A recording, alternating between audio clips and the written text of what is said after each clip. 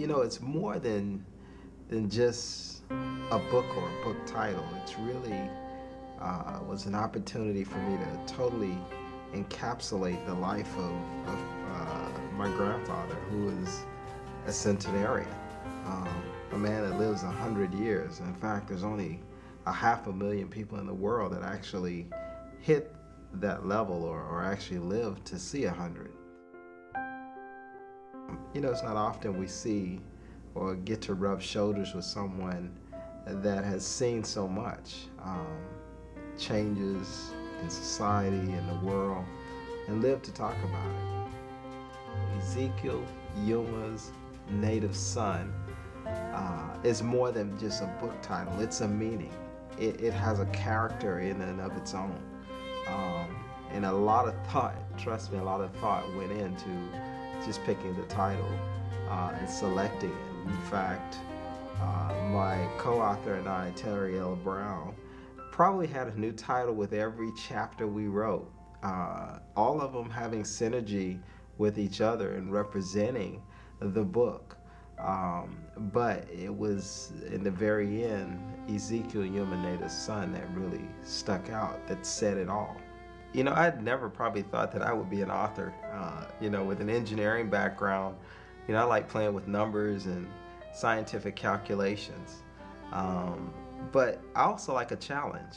And I really felt the strong urge to really document the life of someone that had an opportunity to live 100 years. You know, you just don't get that too often. I remember going back to visit Long Island, Bahamas, in I think it was 1997. The first time I'd gone back since I was probably about age 3, when my parents took me over, and I couldn't remember anything back then anyway. But what amazed me is when I got there, that trip we took with my grandfather, and although he had left the island in the early 50s permanently, people still remembered him.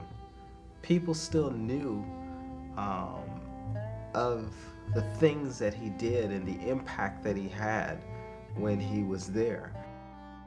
You know, if you pick up Yuma, Ezekiel's native son, I mean, just be ready not to put it down. It keeps you moving. It keeps you on a roller coaster. It builds your confidence. It builds your commitment.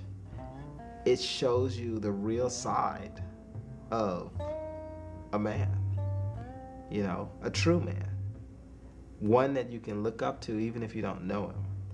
The Lord is my light and my salvation. Whom shall I fear? The Lord is the strength of my life. Of whom shall I be afraid? When the wicked, even mine enemies, and my foes came upon me to eat up my flesh, they stumbled and fell. Though an host shall encamp against me, my heart shall not fear. The war shall rise against me, and this will I be confident. One thing have I desired of the Lord, and that will I seek after, that I may dwell in the house of the Lord all the days of my life, to behold the beauty of the Lord, and to inquire in his temple. For in the time of trouble he shall hide me in his pavilion, in the secret of his tabernacle he shall hide me. He shall set me up upon a rock, and now shall my head be lifted up above mine enemies round about me.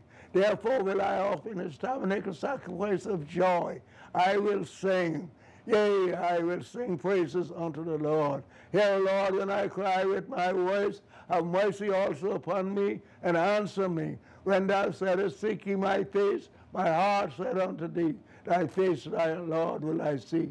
Hide not thy face far from me. Put not thy servant away in anger, for thou hast been my help. Leave me not, neither forsake me, O God of my salvation. It's historical.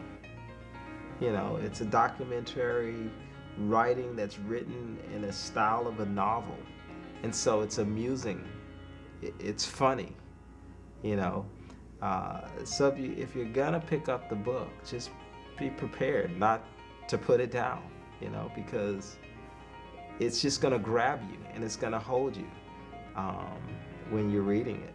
And so it should never really, it's gonna want you to read more.